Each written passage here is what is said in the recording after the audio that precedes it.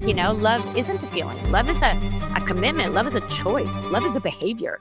The truth is, a lot of men and women out there need this information. What I think is because you have expectations that marriage somehow is going to change or make better or fix something that's not working. I think the biggest need for a woman is to feel safe with that man. Welcome to Breaking the Algorithm podcast. We have a very special guest today, all the way from the US of A, Daniele Hage, relationship expert, podcaster, speaker, and pastor. Welcome to the show. Thank you. Happy to be here. I've been very excited to chat with you. I've followed you online for a long time.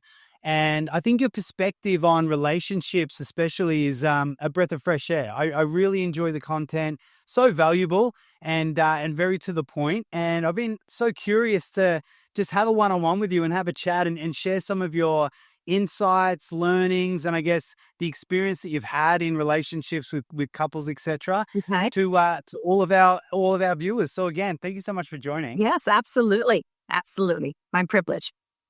So let's get into it. And I'm very curious, you've worked with so many different couples, obviously helping them through their relationship. What sort of inspired you to go down the track of helping individuals in relationships? And maybe you could just give a little bit of an insight into your background. Yeah. Well, I came from a divorced home and I knew that I never wanted that for my family. And I wasn't going to get married till later. I had the little recording in my head all growing up from my mom saying, make sure you always have something to fall back on.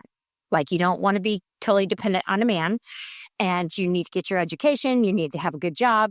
And that I was always thinking about that. And I thought I'm going to go to college. I'm going to have a career. I'm not going to get married till later. And then I met my husband to be at 18 years old. And he wanted to get married. He was going to be a pastor. He was studying to be a pastor, and he was 21. And he said, we're not going to be able to date for very long because he wanted to be in the ministry, and the Bible says no sex before marriage. And so he was very serious and very committed to that. And he said, but there was a lot of passion there, and I was like, I am way too young. Nope, not going to do it. I even moved an hour away thinking he'll forget all about me, out of sight, out of mind. But he came and visited me every weekend and he wasn't going to let it go. And he was pretty persistent. And so eventually he convinced me to get married. I got married at 19, which was not my plan, but I did it. And we said, well, we won't have kids for at least 5 years. Well, 4 months after marriage, I got pregnant with my first. And so that didn't really go according to plan, but I think God had a different plan for us. And I knew because we were so young, I wanted to make sure we did everything right. I wanted to be the perfect parent. I wanted to have the perfect marriage. I wanted to learn everything I could and learn from my parents' mistakes and others' mistakes and make sure I did it right. And because I wanted to stay married and I wanted to be happily married. I didn't, I'm a happy person, and I could not be married if it was horrible. I wouldn't be able to stay married. So I thought we're going to stay married and we're going to be happy. So I read everything I could get my hands on. I definitely am, including the Bible. And I had a lot of teachers, a lot of mentors all through my early married years. And I basically now am just sharing everything that I've learned. We're going on 45 years of marriage. And I'm just sharing everything that I learned from my mentors and different authors and books and, different things that I've been a part of. And because we've been in the ministry and pastored church for so long, we deal with people all the time, from teenagers all the way up to elderly people. And so it's given me a big, a broad viewpoint and perspective on people. And everything that I, talk about is stuff that I've had to apply and had to experience. Pretty much I've made every mistake. If you've been married any length of time, like us, you pretty much have gone through everything. And, but we've raised 3 great kids and we have 6 grandkids now, and they're all 3 married, and everything's is good. Everything's going good. So I was very passionate about family and marriage, and I've always been that way. So that's what got me headed in this direction. Wow, it's incredible. And I mean, hats off to you. Over 40 years of marriage is a huge achievement. Quite rare, which is sad, but quite rare these days for people to be committed for that period of time. So you're doing something right for sure. And I guess today we're going to get through all of the juicy details of what makes a marriage and relationship work, because the truth is a lot of men and women out there need this information. Me personally, I'm divorced and I've had a marriage breakdown, and we're still really good friends, but it didn't work out. So through my journey in life, I tend to figure out things the hard way, unfortunately. And it's good to see someone like you that's learnt through the process and maintained it.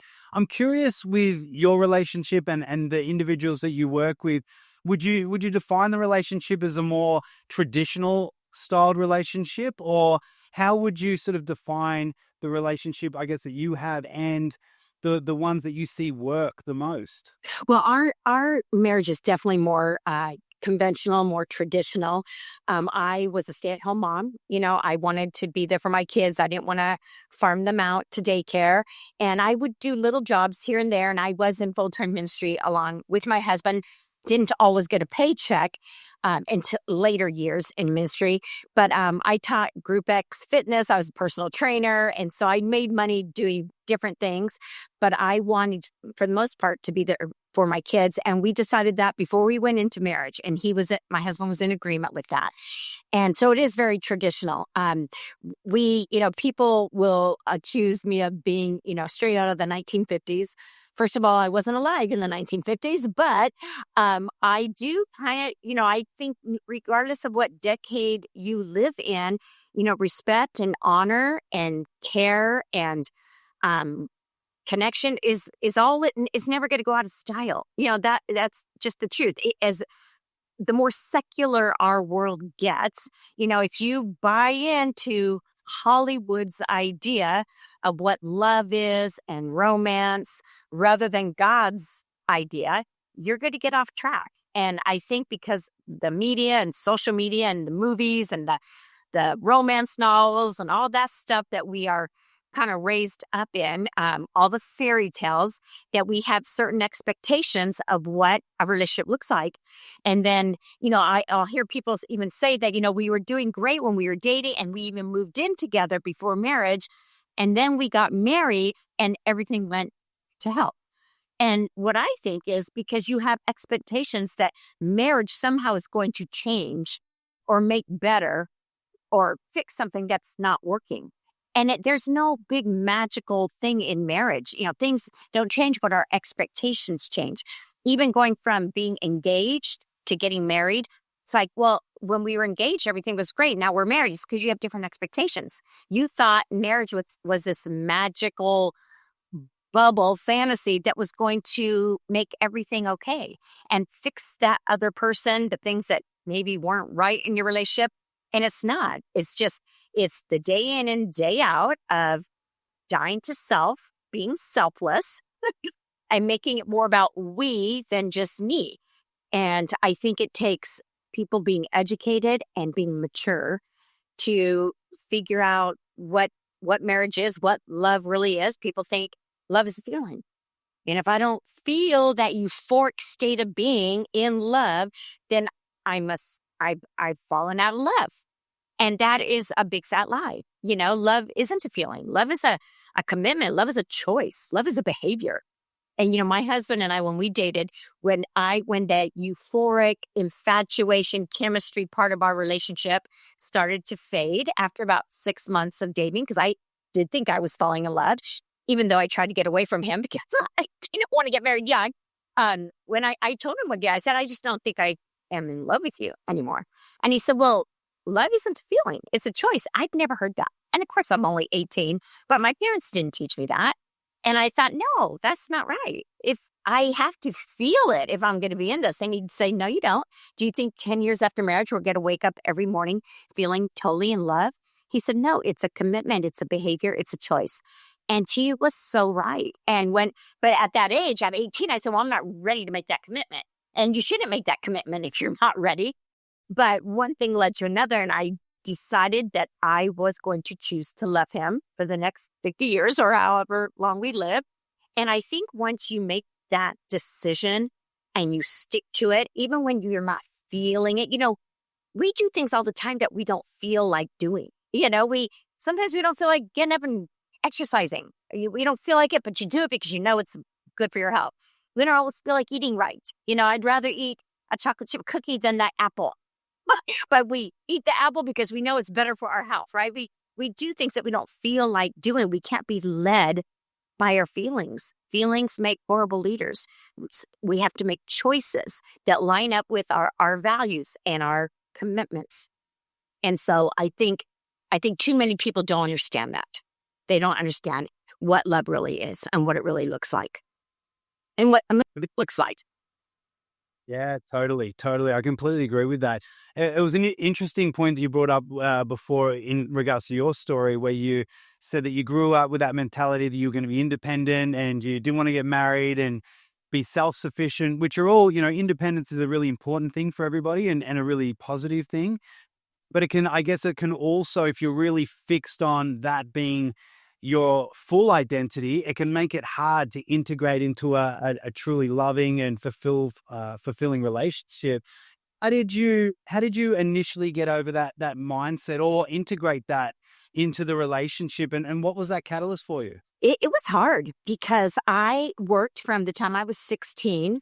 I had my first job and I loved going to work. I moved out of my home into my own apartment at 17. And I loved that independence. I loved being out on my own. I bought my own car. I was putting myself through school. And I thought it was cool. And I didn't move out because I had bad parents. I mean, I had a great mom, a good dad. But I just wanted to be on my own. And so when I got married, I was still working. He was working. And then I got pregnant.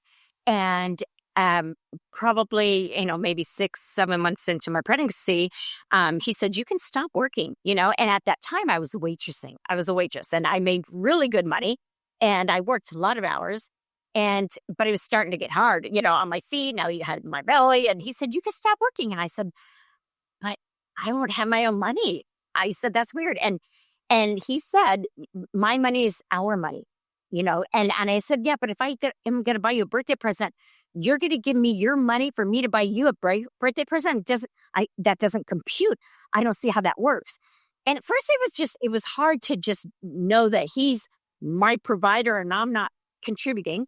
But then I realized that I contribute other things. I made our house a home, and then I started having babies and I was raising children. And he felt very proud that he could be the sole provider and I could be a stay-at-home mom. He felt that was what was best for our kids. And he felt very proud to be that man in my life. And that was just something that was a core value for both of us. We both agreed on that. I mean, I would say if as a young girl, if you want to be a stay-at-home mom, raise your kids, you need to marry a man that's on board with that. Not someone that is saying, no, you're going to work. We're going to have a 2-income household. And yes, people say, well, how can you even make it these days without 2 incomes? It was hard. I'm not kidding you. We didn't have a lot. It was hard. And we scrimped and saved our pennies to buy a home. And at one point I started cleaning houses. Back then it was called aerobic instructor. But I did little things here and there to make ends meet, anything that I could contribute. But we didn't have a lot. And that's one of the sacrifices that we chose to make in order to raise a family. And that was okay with us, but if you want all the best of everything, the big house, the big cars, the big bank account, and you're not willing to sacrifice that stuff to raise a family, then don't have family, because your kids need you. They need a parent, at least one, that's going to be there for them. And so we just worked it out according to what we thought was important and right for us. And that might not be right for everybody, but that was how it was right for us. Yeah, that's a great point. I mean, I'm sure that there's successful parties in both categories, whether you want a 2-income household or you want a traditional relationship. And I guess these days, correct me if I'm wrong, but it just feels like there's more of a negative view on a more traditional relationship. And there seems to be a lot of fear and distrust maybe from the female side of things, that they're able to relinquish some of that independence and trust a partner to provide. Would you say it's accurate that these days the view on traditional style relationships has probably changed a lot? Oh, yeah. What do you think the catalyst to that is? I think people don't respect the institution of marriage anymore. And marriage, I mean, marriage and family is the backbone of society.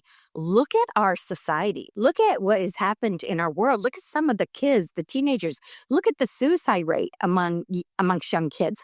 I mean, I just think that people don't respect marriage for what it is supposed to be. You know, doesn't mean that every moment of every day you are so completely happy and satisfied and fulfilled, with your partner. No, that's not real life. That's a Hallmark movie. It doesn't mean that there's always fireworks and romance, and that's just not real life. But again, once you make that move to get married, like nobody has a wedding day saying, okay, well, I'm going to try this out, and I'll probably be married for the next 2 years, and then we're going to divorce, and then I'll move on to the next person. Like nobody goes into marriage saying that. People go, no, this is forever, right? When you get married, you say, this is forever. And then you get into the nitty gritty of the day in and day out life. And again, I mean, there's so many variables. You've got to really know that person you're signing this, commitment that you're signing up with. You've got to really know. Unless, for me, and I don't know what happened with you, but I believe that there's 3 really good reasons for divorce. And of the 3 A's, adultery, addiction, and abuse. But people these days are getting divorced because they're not happy, or the grass is greener on the other side, or, well, I feel out of love. And again, because you don't know what love is, and because you think it's a feeling, the grass is never greener. I believe there is an enemy out there. I don't know if you're a Christian or what your faith is, but I believe there is an enemy that hates marriage. He hates 2 people coming together and building a life and a family together, because it is better for our society, our culture.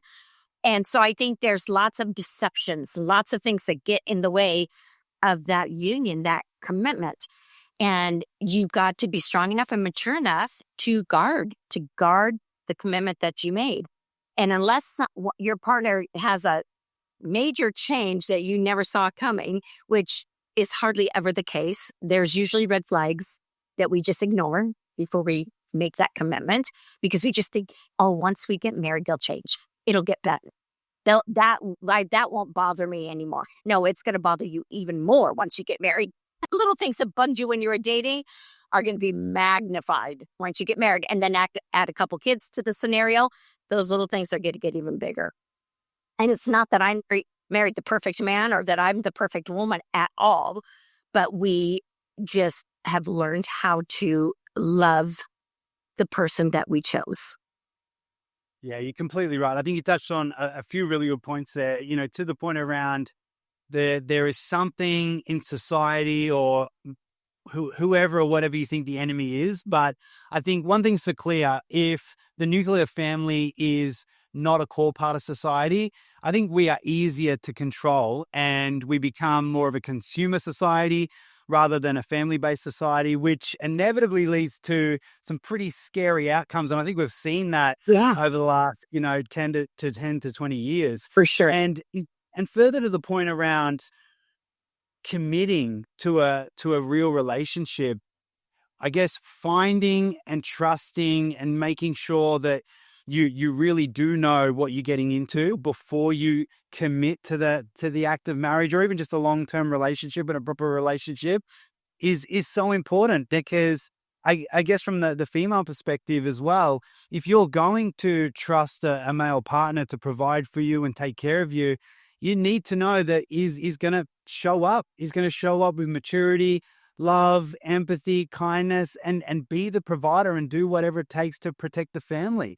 And so, yeah, and I want to talk a little bit later about, who we need to be as individuals and young men and young women in order to become that right individual for great relationships. But I think, from what I've seen and even within myself, I think I was probably too immature at that stage in order to really keep and maintain and grow the relationship of my dreams at that stage. And I guess I was ill prepared, which is why I love your channel and individuals like you that speak to this, because I think, we don't have a manual for these relationships, and we don't know Right. who we need to be and what we need to do unless we're taught and guided, and we don't get this education in school. Right. That's very true. You're very, very correct on that. But Yeah. there is such good information out there these days if you want it, if you look for it and are willing to do the work. And I know for me, I read everything I could get my hands on because I quit college because I wanted to go in the medical field, but I quit college when I got pregnant because my focus shifted. Then I just wanted to be a mom and raise my child and wanted to be with my kid. And so, and sometimes I feel like a little bit I've had regrets over not finishing school because that was so important to me. But my child became more important to me, and our marriage became more important to me at that time. And I did trust my husband. I did trust that I saw his work ethic. Before we ever got married, I saw how hard he worked and how willing he was to make a good life for us together. And so, yes, you have to be matched up with the right person for sure. And you have to be the right person. It's not, I think if we spent more time on personal development, developing ourselves, our self-worth, our self-esteem, our self-love, our self-respect, however you want to look at it, and really dealing with traumas of the past, how you were raised, because you bring in how you were raised, your childhood, right into your marriage. But you got to deal with that stuff and be willing to have the hard conversations and do the hard work. And until people will do the hard work and become the best versions, healthy, whole versions of themselves, they'll never be able to make it work with somebody else, And now it was a journey for us because we were young. We were really young. We were 19 and 22. So it wasn't like we had all this time to do all the work. We did as we were married. But that was a value too, to grow and evolve and become the best versions of ourselves together. And we were surrounded by a community of people, other married couples, older married couples, where we had those mentors and people we could go to and learn from. We weren't just isolated all on our own. And I think that's really key too, to have a good support system around you. People that you respect and look up to. And I always tell young girls this, before you marry that man, you need to see what kind of men are around him, because you want to make sure that he has men in his life that he is willing to make himself accountable to, because people can't hold you accountable if you don't want to be accountable, right? And my husband was very accountable. Like, he had older men around him that I knew if we came to a standstill and we couldn't agree on something, we could call one of those men. And I knew they would advocate for me because they wanted our marriage to work too. And I would say, hey, if I'm wrong, I stand down. And if you're wrong, you stand down. Because there's going to be times where you just don't agree. And so we always had that around us. And I think that was really key, is to have a good community of people that had similar faith and values and were like-minded and really wanted to help you stay married.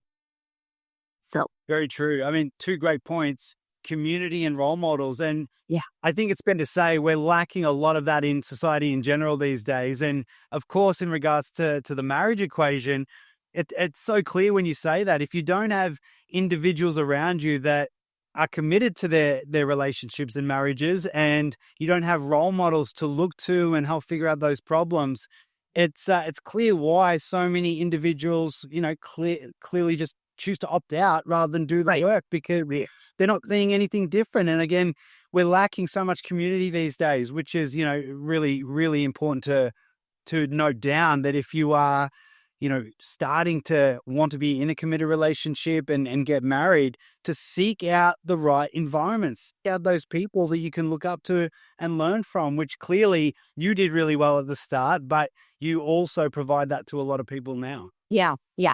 We when we first started our church, when we were just like we were youth pastors at a church, and we always did retreats and all that kind of stuff. And we did all the marriage retreats. And when we had our own church, we provided marriage retreats and taught on marriage, and yeah, and really educated, people, because that's something that was very important to us.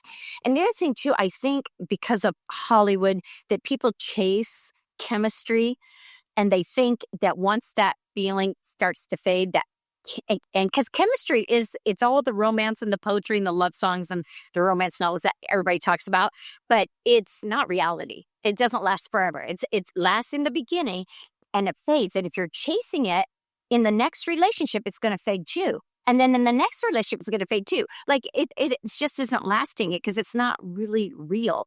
It's the feeling that we get because our bodies.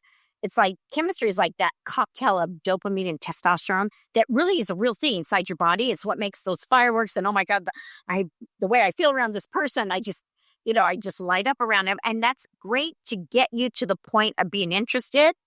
But then once it fades, that's when the real work starts. That's when the real love starts.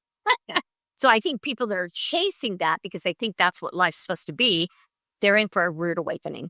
Because and I hate to be the bubble burster. It is, and it doesn't mean that the chemistry doesn't come and go over the years, but that's why you have to work on it. Like we're going to have a getaway, or we're going to do an overnight, or we're going to, you do those things to keep that spark alive, which is a whole. Totally. I mean, exactly right. As unfortunate as it is that it isn't that fairy tale potentially every single day, it's knowledge is power. And if you are prepared to handle those moments where you're not fully feeling into it, of course, you're going to be able to sustain a fantastic relationship if your values are aligned and you're both dedicated to becoming better individuals on the journey. And, to that point, relationships are a team sport. We all have our roles in a relationship, and whether you're looking at a two-income household or a traditional style relationship, what do you think some of the misconceptions are about the feminine and masculine roles in relationships? Oh, that's a good question. I think it's so important to know which role you play. Because masculine and femininity it's really genderless, and that's why we don't just say male and female. We say masculinity and femininity. Traditionally, the man is the masculine and the woman is the feminine. Traditionally, but there's some people that we both have both. We both have masculine and feminine energy in us, and we have different degrees of it. It all depends on what we're born with, and what you have developed in your life. Like if you're a single woman, well into your 30s, you have developed masculine energy because you've had to take care of yourself and provide for yourself if you're living outside of mom and dad's home, right? And so you might have more masculine energy in that way. I have a daughter. I have three children, adult children. My youngest daughter has a lot of masculine energy. Now she's very feminine, but she has masculine energy. Like she is a tough cookie. I mean, she likes being in charge. She likes being in control, and she works a full-time job. Her and her husband. She's married to a very masculine man. He's a U.S. Marshal, and he's got muscles. He's got guns. I mean, like real guns. He works a very masculine job, but he also is very good at helping around the house and doing chores because they both work full time, and they've had their first child now. And she has told me, she goes, Mom, you always say when you're at work as a woman, you're in your masculine energy because you're producing. You're there. You have to make. You have to produce results at the end of the day. But when you come home, I tell my girls, you leave your masculine energy at the office, because if you want to be in a romantic relationship, a masculine man is not going to be attracted to another masculine man. Okay? If he's straight, anyway. But so you've got to go back into your girliness, your femininity. And she goes, that is so hard. She goes, it takes me some time. And she goes, because I'm used to at work producing, and then when I come home, I need to be that softer, more responsive, more receptive person. And she said, but she's aware of it. She's very much aware of it. So I think, being feminine isn't just about wearing a dress and high heels and lipstick. Okay. I think there's a lot of men I think it's a mindset. It's an attitude. I always say femininity is letting men be men and letting men take their place and have their role as the man in the relationship, in the home, of the marriage, because that's exactly where God puts the responsibility, He puts it on the man as the head of the home. Now, some men have a lot of feminine energy. It doesn't mean that it has nothing to do with their sexuality, but like some men that are fashion designers, hairstylists, painters, writers, poets, that's all feminine energy.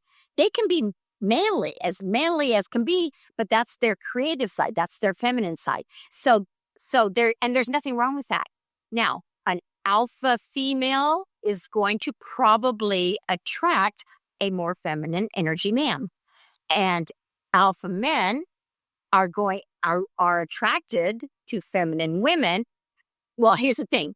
Alpha females are also attracted to very masculine men, but masculine men aren't necessarily attracted to the alpha female, the masculine female, because he's in charge. He wants to call the shots, right? He's the conqueror. He's competitive. So he's going to want that softer side of the woman. And when I say softer, I'm not saying weak or dumb or stupid. A lot of people think that's what being feminine is, and it is not.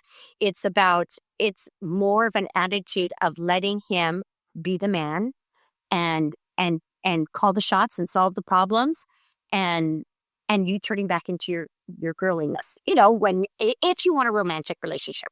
But feminism, not femininity, feminism, the movement, okay, I think that is responsible for a lot of the breakdown of the family and marriage these days. I really do, because I think it's demonic. And I think women drank the Kool-Aid, not really understanding what it was all about. They thought the feminist movement was going to empower women, but instead it's erased women. It's like the feminists want to be everything they hate. They want to become the men that they hate.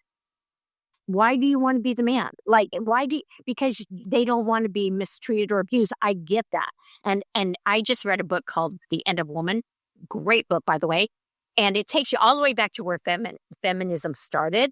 And I didn't realize how demonic it really is. I mean, I didn't realize I wasn't well studied on that, but it really did damage the family, because it told women, you don't stay at home and raise your kids. You have so much more to offer the world than that. Just let somebody else that you pay $10 an hour raise your kids, and you go and you have a career because you have more to offer. Well, raising children is the most important job in the world. If we're going to raise really good human beings, I don't want some person that I paid $10 an hour, maybe it's more now, I don't know what it is, to instill their values into my kid. I want to connect and bond with my kid. I don't want a nanny to connect and bond with my kid. I want my kid. And I remember when my husband started traveling, and he's a really good speaker, and he was being asked to speak all over the world in our earlier years. And it scared me, because I thought, where's he going? No, wait a minute. I don't want my husband to be gone. And people would say to us, older, oh, you're going to go with him. You'll just get a nanny. You'll go with him. And I was like, no, I won't. I'm not putting my kid's life in the hands of somebody else, and I'm going to be out of the country. I mean, maybe once in a great while, but not on a regular full-time basis. And then that will be my mom or my sister, not just, some stranger. And I just think that feminists, that women, that feminism is so interwoven into the fabric of our culture. And I know especially people outside of the USA say the Western women got it the worst, and they did. And I get so many comments on my social media from men saying, yeah, we're, what's it called? Passport bros. They're going to other countries like Thailand because Asian women are more passive and more submitted and this kind of stuff. And Western women have gotten very independent. They become very masculine themselves, and they can do everything a man can do, so they think. But you know what? They're tired. They're tired of providing for themselves. And women's bodies weren't designed to work as hard as a man's.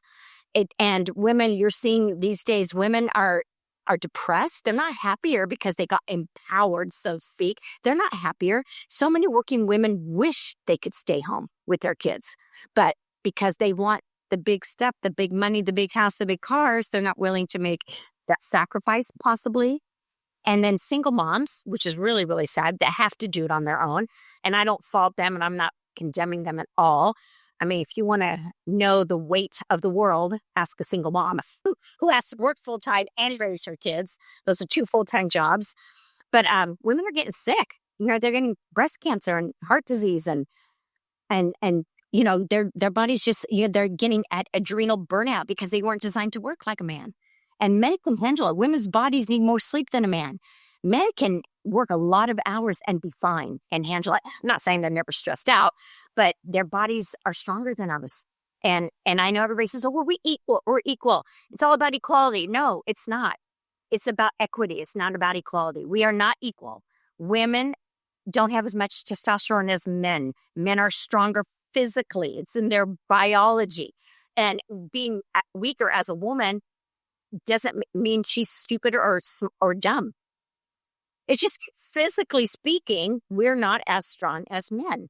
And that's the way we were designed for a reason. That's why men are called protectors and providers and hunters and conquerors and competitors, because they're strong. They're made to do that kind of stuff. Yeah, I think you nailed it. That's so true. And again, obviously male and female, so special in our own rights, but we are made differently. And I think denying that or just pretending that's not a fact is, I think it's confusing a lot of people and tearing apart a lot of relationships as well.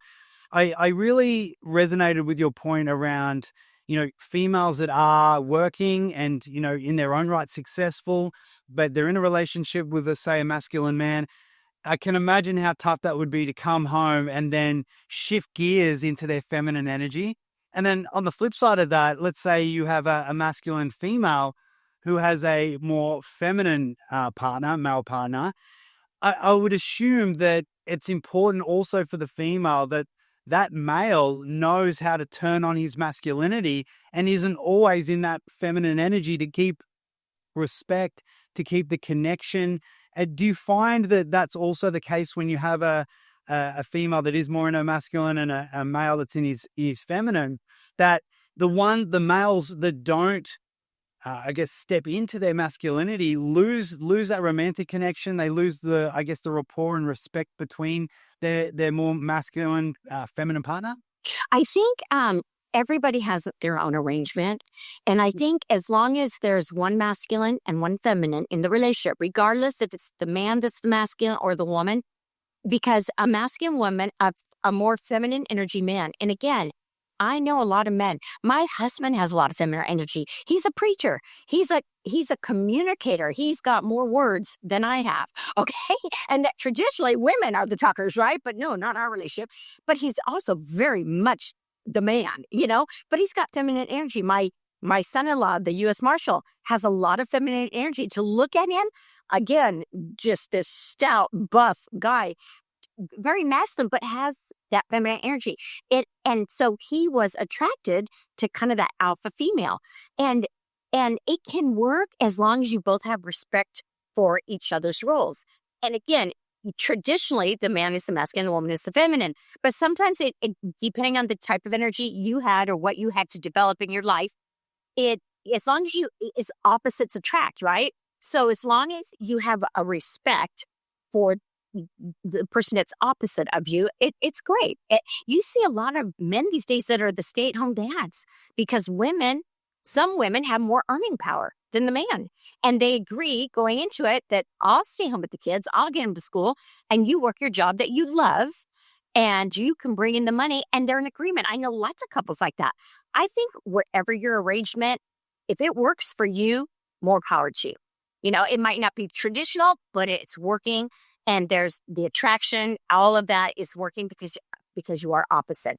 So I think for everybody, it's a little bit different. My husband and I were the more traditional. My one daughter and her husband, more traditional. She's a stay-at-home mom.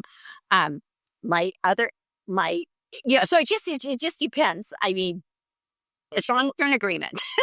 No, I completely agree and can see that. Would you say that the breakdown then is generally the lack of communication around what those roles would look like in an actual strategic or functional sense in the relationship? Let's say you do have a more masculine female and feminine man, but their expectations and the rules are different in each other's minds. So then there can be a clash, or even if you, like in your daughter's instance, where he is masculine as well, and potentially they haven't laid down the ground rules. So then there's a lot of conflict in the relationship. Would you say that's the key in nailing any good relationship?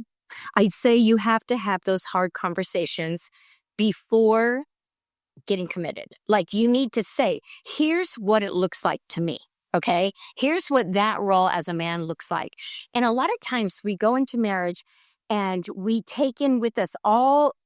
There's a lot of nonverbal expectations. Even in mine, I noticed that in my household, when I was younger, my parents did divorce by the time I was 10. But what I saw was that my dad did the outside work, the stuff in the garage, the yard work. My mom did the inside stuff. And so the brothers always helped my dad with the outside stuff, and the girls helped my mom with the inside stuff. So when I got married, I just assumed that's the way it's supposed to be, right? Like, but my husband wasn't in, a lot of men are into tinkering in their garage or their sheds. That is not my husband. He doesn't organize the garage. He mow the lawn, but he'd rather hire a gardener, which he did. So I just assumed that would be his thing. Like, we got to organize the garage. And he'd be like, eh. And I'm like, no, that's what the man does. And he'd be like, not my thing. And so I would have to bribe him. But I thought, well, what's wrong with you? Because that's how my dad did it. So that was just something we didn't talk about before we got married. But it's little things like that.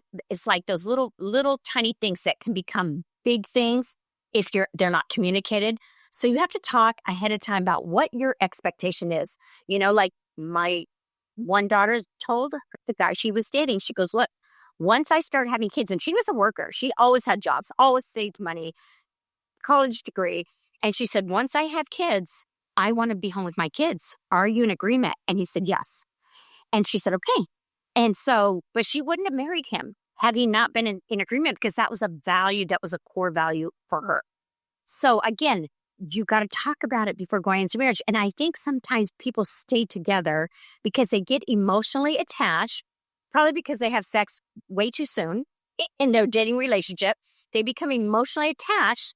And then there's red flags that he said he never wants kids, but I know that I want kids. He'll change his mind. Or he'll be so in love with me, he'll want to give me everything I want. And he doesn't change his mind. And so you think, well, once we get married, I'll change them. I'll change their mind. Well, what if they don't? So, and that's the other thing before getting married, I always tell people, unless you can accept them for who they are right now, today, if they never change a thing, are you okay with that? And because my one daughter, there were some red flags in the man that she married that I saw. And I was like, are you sure you can accept all of it? Because in my eyes, that needs to and she was like, I just love him for who he is. And she said, and he was a little bit of a playboy. He had been around. My daughter was a virgin. She was very sheltered. And this boy had been around, had a lot of girlfriends. And he was considered the bad boy. And I was like, he is way too fast for her. My husband and I were like, oh, no. And so we saw some things, but he said one of the reasons he married her is because she didn't try to change him. That he felt he could totally be who he was with her. And then because of that, little by little, he started making changes on his own because he wanted to be everything that she wanted him to be or needed him to be, even though she was like, you're great. You're just great for who you are. And that felt really good to him. But if you're going into marriage thinking, well, once that changes and that changes and that changes, then I'll be happy. We'll be happily married. Nope. That you are being deceived. Pretend like nothing will ever change. Of course, we all change and grow, but some things may not change, So like let's just say for kids, you don't want kids. And then she does. Now what are you going to do? Right. Yeah, absolutely. So important. Yeah. I have a lot of men watching my podcast and my content. And so I'm curious from your perspective, for men seeking the ideal partner in a modern world, Yeah. what should they be looking for in a woman? Like what are some of the qualities that matter most in building a long-lasting relationship and they should be seeking in their female partner? Not an OnlyFans girl. Okay.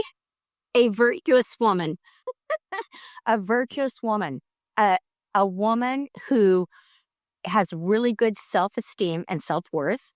Find out about her childhood. Does she have daddy issues? Does she have mommy issues? All that stuff plays a big role in your marriage. And has she dealt with some of those issues? And a lot of times, it's a journey. We deal with them as we go. But a woman that, and you have to decide as a man what you want a marriage to look like, what you want a relationship to look like. But I think most good men, they want a one that they know is going to be loyal to them, that is going to, love them and honor them and show them respect. Once you get married, you want a girl that's competent. Men admire competency and intelligence in a woman, capability. All of that is great, but you want a woman that is willing to give up a little bit of her independence to be married to a man. I mean, we become interdependent with one another. Yes, we depend on each other for certain things, but you don't want a girl that you have to rescue, that is needy, like whiny, needy, insecure. You can never leave her side. You glance at another woman and she just comes unglued, unhinged. And I'm not saying staring or lusting after another one. Okay, of course, that's disrespectful to your girl. But a girl that is secure enough in herself that, she likes herself. I always say that, there's this thing, on the internet and on social media about high value man, high value woman. And I think, every man wants a high value woman. Of course, you want a woman who takes care of herself. Her appearance is important to her, not overly important, not the most important thing. Okay. But she has a good sense of self. She embraces her flaws. She's not perfect and she's okay, because who checks all the boxes? Like nobody checks all the boxes. And you have to decide where you're going to settle, because, you hear one of the marriage myths is, don't ever settle. Well, we all settle somewhere because there is no perfect human.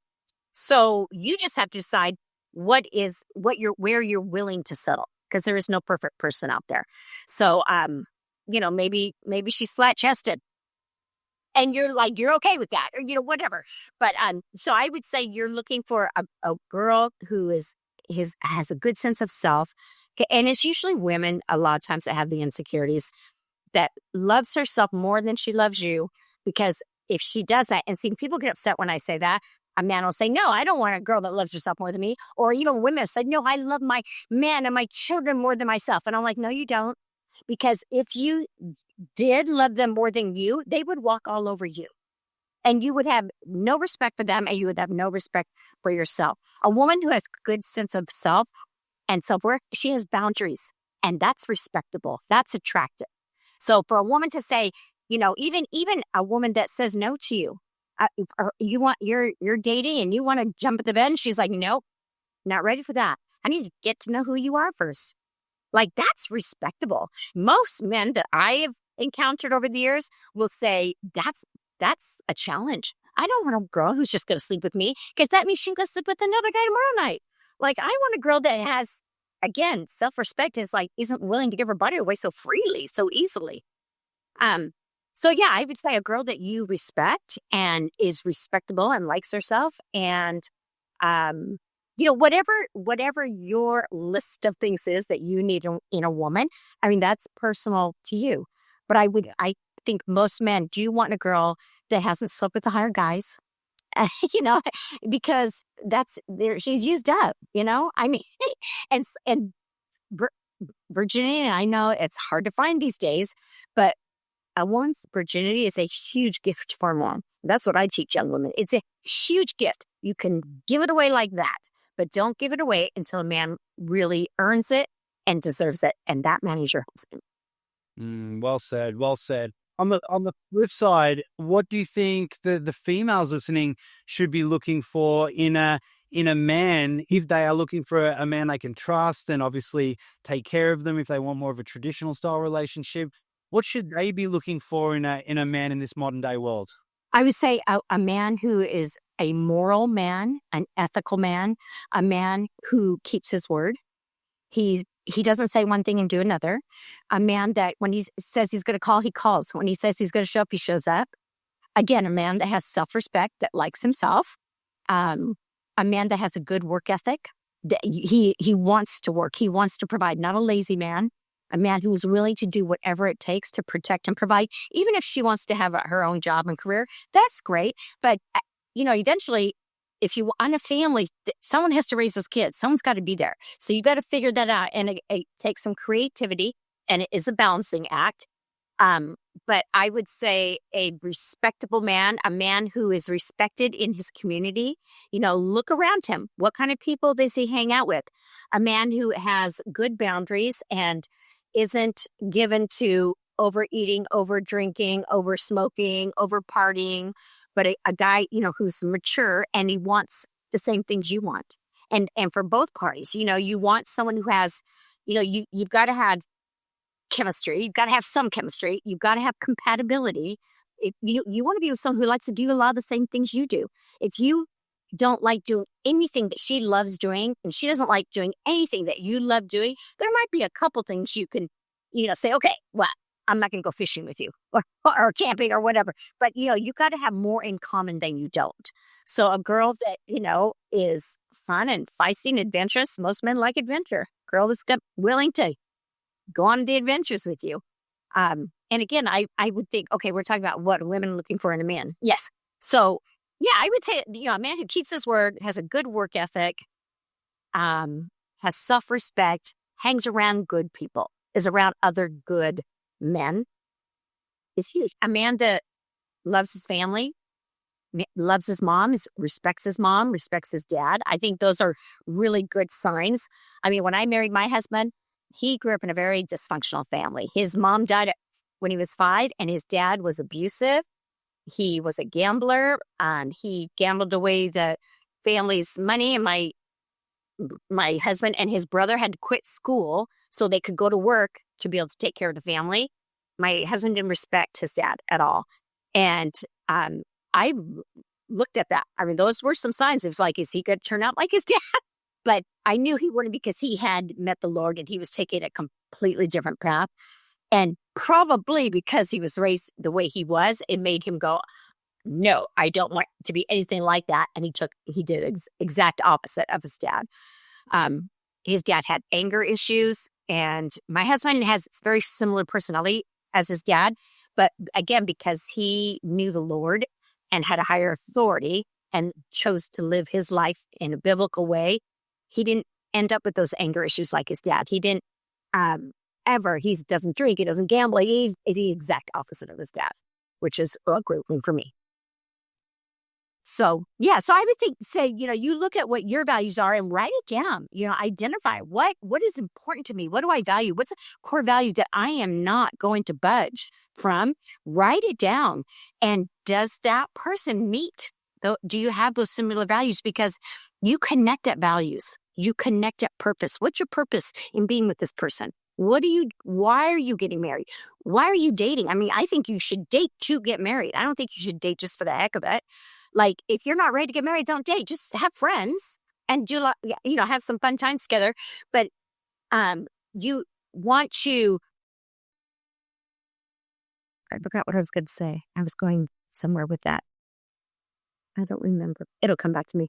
But yeah, I'd say, so discover what your core values are and decide if that person lines up with those things. Can you talk to each other? Is that man, does he have emotional intelligence? Like, can he, most men don't show feelings real easily like a woman, but can he express feelings? Can he engage with your feelings? Can he self-regulate? Or is he a loose cannon? Is he a hothead? If he tells you in the beginning he's got a bad temper, believe him. Believe him. You might you might want to exit the relationship right then and there if he admits that. Like, but and that's why you got to be together for at least 2 years. You got to have 4 seasons together before you can really know someone. How do they treat you when they're around their friends? Are they excited for you to meet their friends, or are they embarrassed and they want to hide you away? Like, there's you're watching, you're observing. When my daughters were dating their prospective others, I said, don't keep your heart guarded and just watch and observe. Don't tell him what you want him to be. Don't give him all the hints. See who he is. Who is he really? Because a man will, he'll turn himself inside out for the girl that he wants to be with. And a woman will do the same thing. But you want to see, who are they just in their everyday life? I love that. I love that rule that you've just laid down. 2 years, it's so true. It gives you enough time to truly see the reality of the individual, see their biases, their dependencies, their insecurities. You really don't know someone, to the core until that period of time. So for everybody listening, great golden nugget there before potentially just rushing in. If you really want it to be a long-term relationship and know the individual, that 2-year rule is a fantastic one. Yeah. And you want to see how do they handle conflict? What do they do when they get really mad? Like, people have, over the years asked my husband, will you marry us? We've been dating, we're going to get married. And he always says, he goes, so had you guys had any arguments? And sometimes people are like, oh no, we never argue. He goes, you're not ready. Nope, I won't marry you. He goes, come back after you've had your first argument. I want to know how you deal with conflict. Do you slam the door, run out, get in your car? That's what my husband did. I didn't know that about him until after I married him. And then because I started digging, we women, we start digging and asking questions, and why would you make that decision and why would you respond that way? And I started digging into some stuff that it was going a little too deep for him, and he was a door slammer. And I was shocked. Like, he just walked out and slammed the door? He got in his car and left? I was like, oh my gosh, we're going to need some help with this one. And then, but he was afraid of conflict. He watched his dad get really angry and throw things, and he didn't want that. So he thought, if I just get away, I won't be mean or I won't be too angry. But he had to learn that, no, we're going to talk it through in a civilized manner without screaming and yelling or name calling. That's called maturing, adulting, right? But you got to find out, does he call you names? Does he shove you when he gets mad? Does he walk away? Will he shut down? What does she do? Does she go hysterical? Or, do they start cussing and name? How do you handle conflict? That's a really big one. You got to figure that out. And you have to learn how to handle conflict. Absolutely. Yeah. I mean, I guess there's nothing you can't work through, but if you don't know what you're working with, it's going to be a big problem later on. That's for damn sure. It's to your point before about the masculine and feminine roles. I speak to a lot of people about relationships, and I coach a lot of people in peak performance and business, and relationships are, whether we believe it or not, it's a core part of every facet of life, even in business and performance. Yeah, totally. And to your point earlier, a lot of the females I've been speaking to have said they've been in their masculine energy, they've been working hard, and some are single mums. Hats off to them. Again, the hardest job in the world. My mum was a single mum, God bless her, and again, I know how tough that is.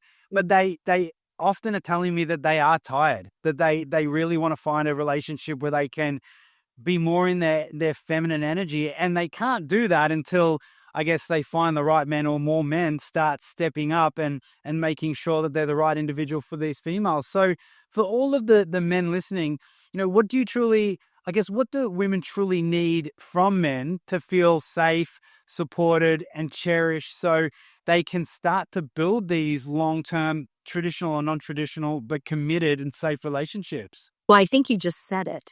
I think the biggest need for a woman is to feel safe with that man. And women, they have instincts. You got to listen to your gut, listen to your instincts. One of the reasons that I said yes to my husband was because I felt so safe with him. And I had never been in an abusive or, relationship. My dad was not abusive in any ways. So I didn't walk around feeling afraid of men. Or maybe I was a little leery of men. I just started reading my old diary from high school. I found it, and I'm like, I was a little nervous around boys. Was kind of scared, and my dad had already left the home. Maybe that's why. But I think I felt insecure around them. And with my husband, and I didn't have a lot of boyfriends. I had one boyfriend in high school, and then I met my husband right after high school.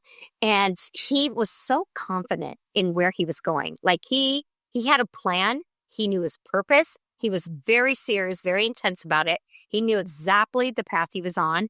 And that made me feel safe, and just his confidence and the way he treated me, the way he made me feel about me. Like I always say, when you leave their presence, do you feel better about yourself or worse about yourself? You should feel better about yourself, because if you don't feel good about yourself when you're around them, that's a problem. If he's demeaning or if he tears you down, an insecure man will be overly dominant and try to tear a woman's self-esteem down to make him feel better about himself. So if that is happening, that's a red flag for a woman. But a woman, and she won't feel safe around him if he does that. So a woman that feels safe with the man, that's number one, that's huge. She's got to know that he is able to bring security in provision, and not just financial provision. Many women these days make their own money. Providing emotional stability. He can handle her feelings. He doesn't freak out when she gets upset. He's just steady, stable, calm. He's able to lead her through maybe an emotional response or reaction. And girls have PMS, right? We go through our cycles. And I heard one doctor say that for a woman, it's almost like you're married to 4 different women in a month, because her cycles and everything, and she changes her personality and all that stuff. And when I would have my bad days, when I was younger and had PMS, my husband he'd just smile at it. And I'd be, oh, and he would just be like, okay, mom's having that time of her mind. And then he would kind of tease and laugh about it. And what it did, it calmed me down. And I'd be like, thank you so much for not reacting. I was behaving badly. Thank you that you are man enough not to react. Now, there were times where he was a little more sensitive and he would react. And then we would fight, and then I remember thinking, like, when I get that way and it's my time of the month, if you could just stay that steady, calm, I'll come out of it. I'll come out of it. And when he would do that, it would be over. It would be over. So I think a man that can self-regulate and handle her and handle his own emotions, that again makes her feel safe. A man that loves a woman's body exactly how it is. Something that brings the worst out of a woman is a man that will critique her body, or, a girl knows if she's gained weight. She doesn't need her man to tell her. A girl knows what to eat and not eat. She doesn't need her man to say, are you going to eat that right now? Do you really think you should eat that right now? Like, she knows that she needs to lose weight. But I think, making her feel safe, secure, and loved. A lot of ways that a man makes a woman feel loved is by action. He does it by doing. He may not say it all the time, and women love to hear it. I always say that women fall in love with their ears, meaning the things that they hear, those little sweet things spoken, those romantic things. I have eyes only for you. I love your body. You're the most beautiful woman I've ever seen. Those kinds of things. Women love that kind of stuff. And it might sound cheesy, but they do. Men are more visual. Women, it's all about what they're hearing. Let's see. What else? What did you ask me? Oh, well, I think you nailed it. And what it sounds like, if we're speaking about masculine and feminine energy, it sounds like to truly make their partner feel safe and secure, it's stepping into a really healthy version of their masculine energy. Yeah. And you spoke a little bit before about feminism and I guess how that sort of shifted society. And equally, I feel like there's been a war on masculinity, and there's been a bit of an attack on men and their ability to be masculine and step into that and feel comfortable and feel sure of themselves. What's your view on that? And how do you think that's affected not only society, but I guess the dating game and the relationship Yeah. game in general. Yeah. And I think men have gotten a bad rap, because they're calling masculinity toxic. And I think unhealthy women who have wounds that have been broken or abused or mistreated, sometimes they can't detect healthy masculinity from toxic masculinity. Toxic masculinity is that overbearing, over dominating, abusive verbally, physically, sexually. Of course, that is toxic in anybody, right? But being the man and taking charge and calling the shots, that's not toxic. And it's that's called being a man. That's called being a man who is he's responsible for his obligations. And not that he never takes a woman's point of view perspective in mind. I always say my husband and we converse as equals, we'll argue as equals, but at the end of the day, he gets the final say. Somebody has to be the leader. There's got to be a leader and a follower. And the masculine is the leader. Now, there are times where maybe I am better at a certain thing, and so I'll lead through that. And he's more than happy to follow because he knows I'm stronger in that area, especially when it came to kids and that kind of stuff or counseling. He will always say, "No, you talk to my wife. She's the counselor, not me." But there's other things, in business or finances where he's stronger, and so I will follow his decisions in those ways. But I think a woman, even though she has masculine energy, it is doable to shift into your feminine if you are with a masculine man. And the more feminine she is, the more masculine he will be. A lot of men have gotten passive in our culture because they're the whole Me Too movement, that men are harassing women, all men in authority. Of course, that it's awful to see men use their authority or their power to abuse women in any way or to harass women in any way. Again, that would be toxic masculinity. But I think a man that is sure of himself, he's got a purpose and a plan. Knows where he's headed, and he knows the woman he wants, and he's willing to pursue her in a kind, gentle, loving way. My husband, he had to pursue me. He had to work hard. He was very persistent, and I was like, no, no, no. And he just would not, he fought for me. And that got me. At the end of the day, I was like, wow, he was not going to take no for an answer. He was like, no, you are the goal. Even though I tried to run from it, and I wasn't playing games. I just wasn't ready. But he was very consistent and persistent. And at the end of the day, I was like, wow, he's proven himself to me. I like that. I thought that was hot. That was sexy. So I think a man that knows what he wants and he goes for it. And again, not ever in a mean, cruel way, but like that velvet hammer way, It's like he's going to be stern and he's going to, at the end of the day, he's going to make the final decision. Again, always taking the girl's perspective into mind. And a woman that feels safe with a man like that, she will naturally submit to his lead. She will naturally follow him. It's within us. It's how women were designed. But again, if she's been abused or mistreated in another relationship and hasn't dealt with all of that, sometimes that will bleed into the new relationship. So you got to have those conversations. Don't touch me like this. That reminds me of when that guy did this to me, or be careful, be gentle, be, sensitive here because that's a trigger, and again, all those human behaviors come. Yeah, so true, so true. I mean, communication in any relationship is so important so we can understand each other's boundaries. And I guess why I was so curious about that question, as a male and a masculine male, I see so many men out there that I guess that they're confused about their place and they don't know how to express themselves, then scared to look too masculine in regards to offending people or getting in trouble. And, these days, I think one male every 3 minutes commits suicide. And I think a lot of it comes down to feeling displaced and not truly knowing thyself and being afraid to grow into themselves. And I think it's a big problem. So, in regards to everything we're speaking about, I think it's so valuable just to give men and women permission to be more masculine and be more feminine, of course, in the most respectful way possible with clear boundaries. It's got to be healthy, but it's not wrong.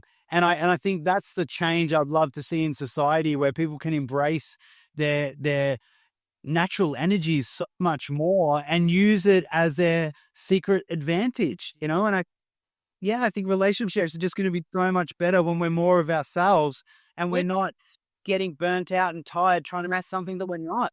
Yeah. Well, and I think a lot of men, and I heard another young man say this, that, they're afraid of rejection, especially when it comes to females. Like, they're afraid to even ask girls out these days or pursue a girl or initiate because they don't want to be rejected. But get used to rejection and don't take it personal. Like, and that's, again, knowing who you are, having a good sense of self. Like, not every girl is going to think you're attractive, just like you don't think every girl's attractive, right? But if someone just says no, be like, okay, good, not a match. Next, like, and I heard one young man say that me and my buddies would go to a mall and we would go and just ask girls for their numbers to practice getting rejected.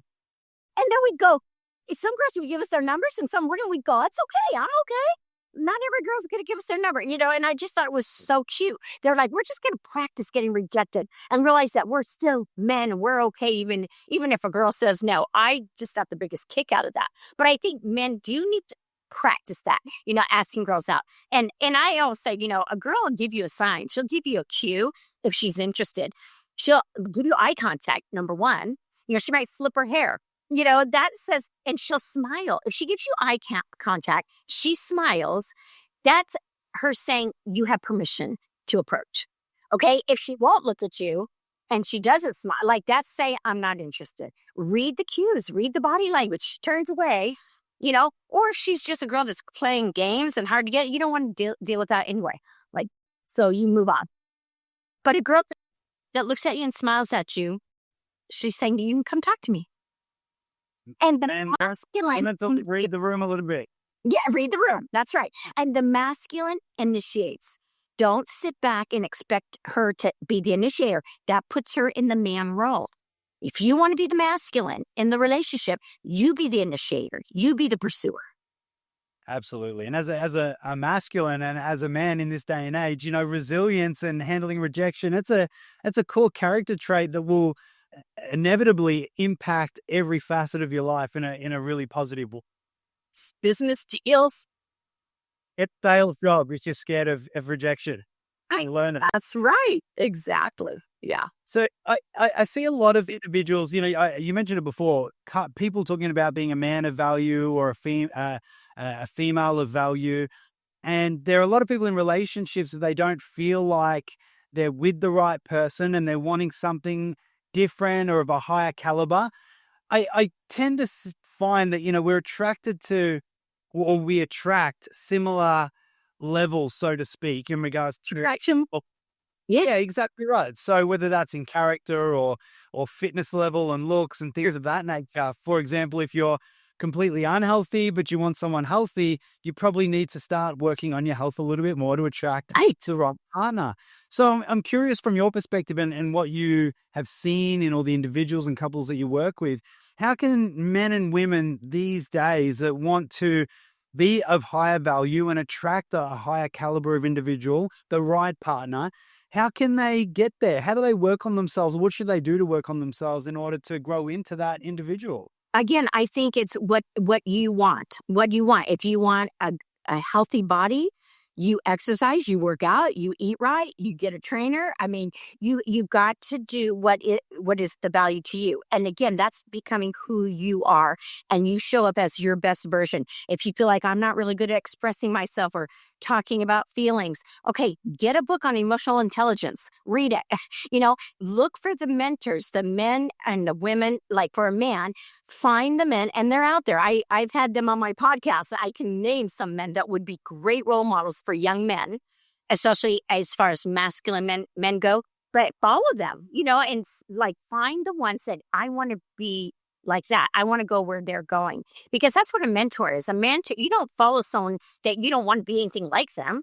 You follow someone that has the lifestyle the family, the business that you want. Follow those kinds of people. And I don't think a high value man has anything to do with his height or his wallet.